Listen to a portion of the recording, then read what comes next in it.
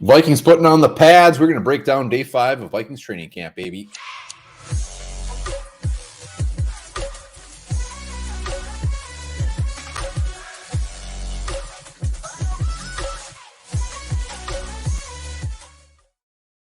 All right, welcome back to the Onebar and Lupagus show. I'm Onebar, and yes, the Vikings finally putting on those pads. We're going to be talking about who stood out today on day 5 of Vikings training camp. If you're watching this, be sure to hit that subscribe button down below, hit that like button, and hit those comments hot and heavy. Would love to hear what is on your mind or anything that I forgot in the notes. Let me know.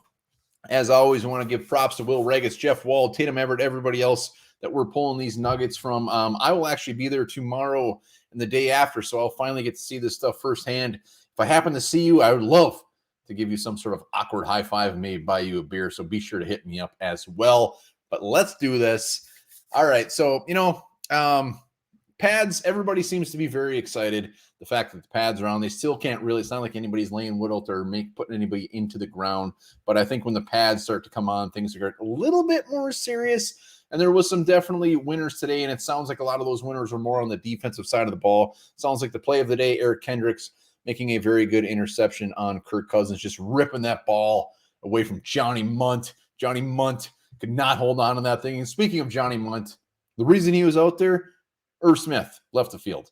Nobody really knows what this is yet. They haven't really said what happened. He left the field on his own power, but he left the field, came back, and finished watching practice from the sidelines. Yes, I don't care if he walked out there. I don't care if he was skipping. The fact that he left practice makes me very, very scared. We've talked about our tight end depth all along. Maybe Johnny Munt is the next coming of Robert Gronkowski. We just don't know it. But our tight end depth, as of now, is very gross, and Irv Smith has a history. So this will be something that we'll be watching very, very, very closely. Maybe he just, had a little bit of a headache. I hope that's what it was.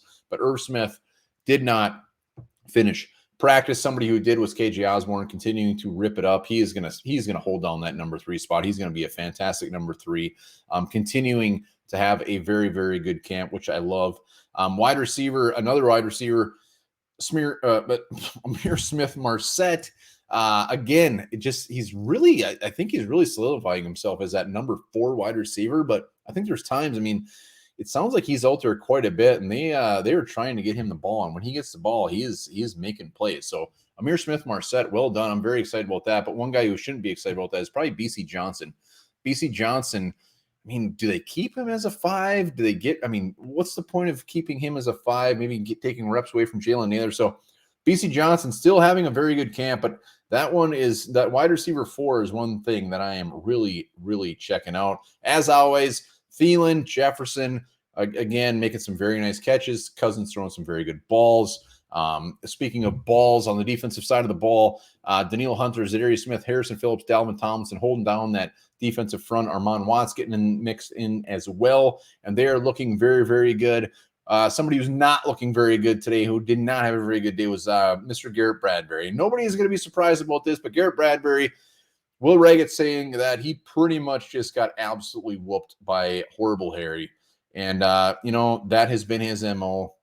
He can't anchor. He can't hold up against these big defensive linemen. And, it sounded like he put on some weight. Maybe this is wishful thinking, but we were thinking, maybe this is his year. Maybe he'll be able to do a little bit better. Horrible Harry is no slouch himself, but he made him look silly, it sounds like. Andrew Booth continuing to get in people's faces. He was in BC Johnson's, Jalen Naylor's, talking a lot of smack, which we said on a previous episode I actually love. A rookie coming in, as long as he can back it up, and it sounds like he's had some very good plays, hey, chat away. I like it. I like the confidence. So we'll see where that goes. But Andrew Booth continuing to have a very good camp. Caleb Evans, if you're on Twitter, go check it out. He had a very good play against KJ Osborne as well. Caleb Evans has been a fan favorite of ours since he came on Twitter, dyeing his hair purple. So I love to see him making big plays. And Zach Davidson, Irv Smith was out. Johnny Munt did go to that number 1 tight end, but Zach Davidson was out there with the ones as well. So that was nice to see.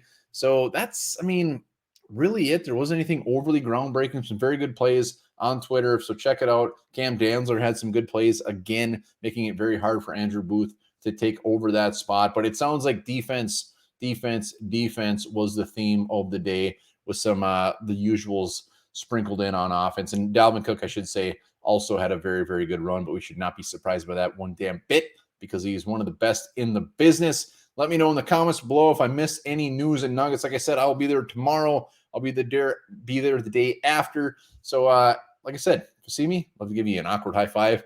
Boom! And remember, subscribe to the channel and hit up that local liquor store and get those beautiful Lift Bridge brews. We'll be stopping there as well when we are down south to check out their fantastic brewery and grab a ton of beer. So hit that sub button. We'll be back tomorrow. And also we'll be doing our very early 53-man projection